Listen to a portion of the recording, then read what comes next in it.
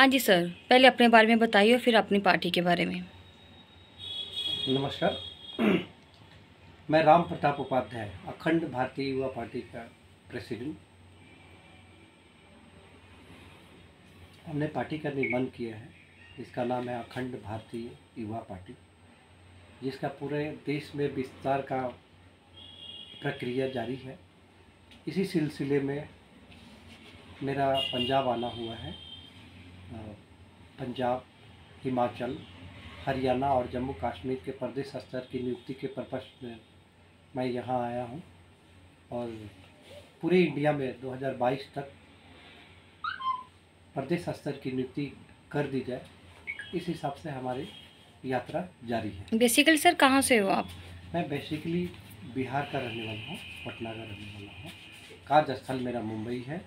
मैं writer director हूँ।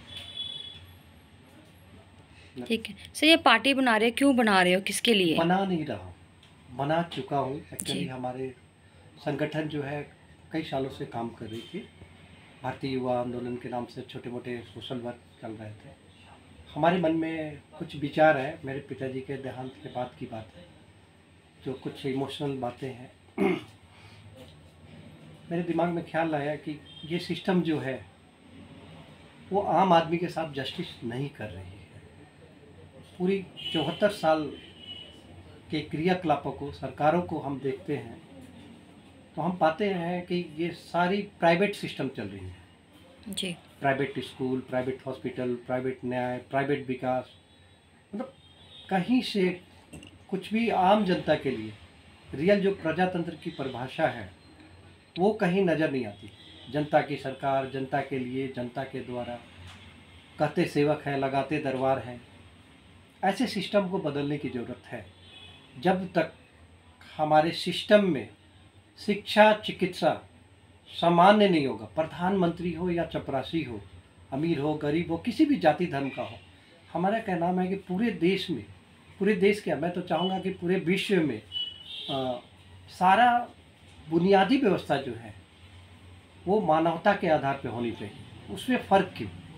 वो प्रधानमंत्री का बेटा है या माँ है तो उसके लिए है, एक गरीब का बेटा है, माँ है तो उसके लिए है। दोनों का फीलिंग्स, दर्द सेम है। कोई बिना इलाज का मर जाता है, जो इलाज होते हैं उसमें भी तड़पता है, कोई बच्चों को ढंग से पढ़ा नहीं पाता है। तो ये हमारे सिस्टम का खोट है।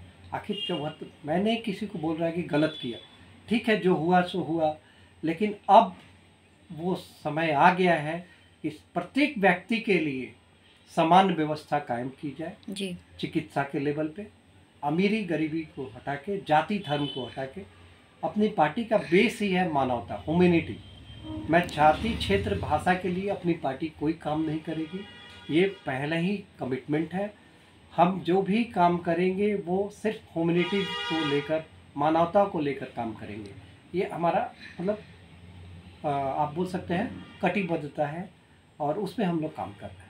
सर ऐसे इन कार्यों को करने के लिए आपने क्या मैनिफेस्टो तैयार किया हुआ और इन सब की नॉलेज आप कैसे रखते हो? सर ये जो भी चीज़ें मैंने अपने फॉर्मेट में डाले हैं, अभी तक लोग जितनी भी पार्टियाँ आप देखेंगे वो प्रॉब्लम बताते हैं, समाधान नहीं है। आप देखेंगे कि बीजेपी आई आपकी पार्टी, हम ये करेंगे वो करेंगे, ऐसा कहा उन्होंने लेकिन हुआ नहीं। कुछ विषयों पे वो अच्छा काम किए जिनका मैं रिगार्ड करता हूँ। जैसे 370 उन्होंने हटाया, तहे दिल से शुक्रिया। राम मंदिर बनाया, बहुत रेस्पेक्ट करता हूँ।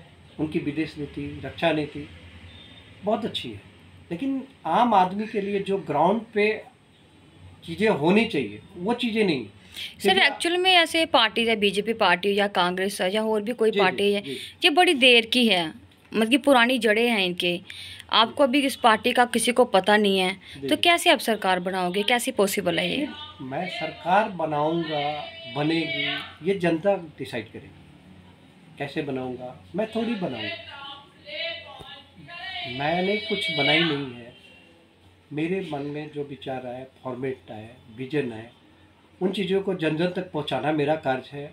आगे तो जनता का काम है, वो मेरा काम नहीं है कि वो किसका सरकार चाहती है। उनको एक सामान्य व्यवस्था चाहिए, ये प्राइवेट सिस्टम जो है, आज आप लाखों रुपया कमाते हैं, उसके बाद भी आपके बच्चे जो हैं ढंग से पढ़ रहे हैं, इसके लिए आप सेटिस्फाइड नहीं हैं।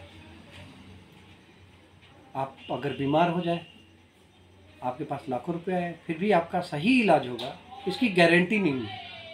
आखिर कौन से सिस्टम में जी रहे हैं? आज लाखों रुपया कमाने वाला भी बेचैन है, सब एक दूसरे को जहर बेच रहे हैं। ऐसे में सुकून, शांति कैसे मिल सकता है? इस सिस्टम को बदलने की ज़रूरत है, एक सामान्यता लाने की ज़रूरत है। आज एक दूसरे के प्रति द्वेष है हमारा, जो भी जिस कारण से हुआ, मैं उन चीज़ों पे नहीं जाना चाहता। मैं वो चीज़ें जनता के पास ले जाके रखना चाहता हूँ जिससे कि सब में समानता का आभास हो, हर हाथ रोजगार कैसे हो। एक बड़े बिजनेसमैन के बन जाने से लोगों का प्रॉब्लम सॉल्व नहीं होगा। हम रोटी कपड़ा मकान लोगों को कब तक देते रहेंगे? ये पॉलिसी गलत है। 4 लोगों को देते हैं, 400 लोग लाइन में हैं। हम हाथों हाथ छोटे छोटे रोजगार उपलब्ध कराएंगे तो जनता जो है खुद इंडिपेंडेंट हो जाएगी। आत्मनिर्भर और स्वाभिमान बनाना मेरा लक्ष्य है, लोगों को आत्मनिर्भर, अपंगु बनाना नहीं। अभी एमएलए के इलेक्शन होने वाले हैं, उसके बारे में क्या कहना चाहते हो? मैं एमएलए के इलेक्शन पे ज़्यादा विचार नहीं कर रहा हूँ, क्योंकि जब तक मेरा नेटवर्क, क्योंकि अपने संगठन का विस्तार पूरे देश में 2022 तक करने का प्लान है, और वो जैसे ही कंप्लीट होगा फिर अगला जो कदम होगा वो 2022 के बाद हम डिसाइड करेंगे। अभी इन चीज़ों पे ज़्यादा मैं फोकस नहीं कर रहा हूँ। प्रदेश स्तर पे कुछ नियुक्तियाँ की हैं हमने, बिहार में, यूपी में, पंजाब में भी लगभग फाइनल है। मैं उसको अभी बोलना नहीं चाहता हूँ। जम्मू कश्मीर में और हरियाणा, हिमाचल, गोवा, उत्तराखंड, राजस्थान, उड़ीसा, वेस्ट बंगाल, इन जगहों पे लाइनअप हो चुका है सारी चीज़ें। वो एक एक करके हम जो है पब्लिक के सामने लाएंगे और इसको अनाउंस करेंगे समय आने पे। वो प्लानिंग है पूरा कि हर प्रदेश में पहले जो हमारे 28 राज्य और 8 केंद्र शासित राज्य हैं उनमें प्रदेश स्तर की नियुक्ति हो। उसके बाद उनका अधिकार होगा, वो अपने राज्य में विस्तार करेंगे, अपने पार्टी के विचारधाराओं को जन जन तक ले जाएंगे। उसके बाद जो चीज़ें होंगी, दिल्ली में हम लोग एक मीटिंग रखेंगे हर स्टेट में। उसके बाद आगे जो कदम होगा है, बहुत सारी प्लान में अपने पार्टी का है कि अगला स्टेप क्या होगा। क्योंकि मैंने कोई पैसे के बल पे, ताकत के बल पे या मैं नेता हूँ नहीं, मैं एक आम आदमी हूँ। मैंने एक विजन फॉर्मेट पे इस चीज़ को बनाया है और मैंने नहीं बनाया है, एक्चुअली मुझे लगता है कि ये ऊपर वाले का देन है। भगवान को मैं बहुत रिगार्ड करता हूँ, और प्रकृति जो है अपने हिसाब से लोगों को खड़ा करती है और उनसे काम लेती है। उसी में से शायद मैं एक छोटा सा हिस्सा हूँ। हिंदुस्तान के लोगों को क्या अपील करना चाहते हो सर? यही कि आप रोटी कपड़ा मकान, जाति क्षेत्र भाषा से हटकर सामान्यता पर जोर दें और समान अधिकार शिक्षा लेवल पे और चिकित्सा लेवल पे सरकार से मांगे कि नहीं, हमारी जो व्यवस्था है पंचायत लेवल पे, प्राइवेट से अच्छा स्कूल सरकारी, प्राइवेट से अच्छा हॉस्पिटल सरकारी, जब तक नहीं होगा पंचायत लेवल, वार्ड लेवल पे, तब तक समान व्यवस्था कायम नहीं होगी। क्योंकि वो बेटर होगा तभी लोग प्राइवेट में नहीं जाएंगे। अब प्राइवेट बढ़ता जा रहा है और सरकारी ध्वस्त होता जा रहा है। ऐसे में आप समानता का कहाँ से कैसे व्यवस्था काम कर सकते हैं? सेंटर सरकार को क्या कहना चाहते हो जी? सेंटर सरकार से क्या अपील करना चाहते हो, क्या कहना चाहते हो उनको?